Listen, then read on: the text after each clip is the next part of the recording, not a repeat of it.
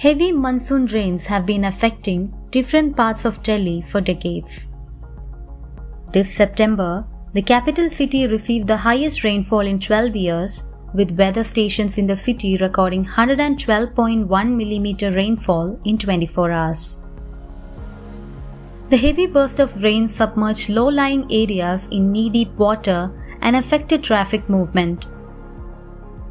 Many parts of the city went underwater with just half an hour to 1 hour of rainfall. What causes this waterlogging and urban flooding? There are several reasons for this.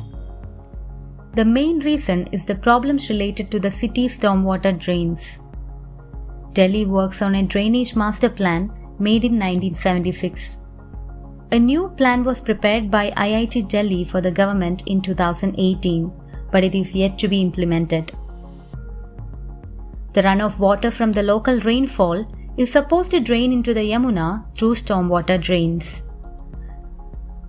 But due to a combination of reasons including sewage flowing in stormwater drains, the runoff water does not properly drain into the Yamuna and leads to urban flooding.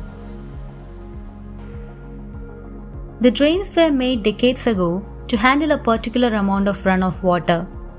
If earlier, a particular amount of rainfall generated 50% of runoff water, now it is about 90%. Over the years, many areas have been developed without a proper street-level drainage system.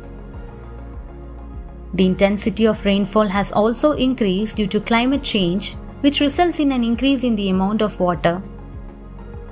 But the drainage system is the same and it is unable to handle the excess water. Experts say a master plan is needed to study why flooding is happening even with light rain, and the government must come up with a plan to fix it.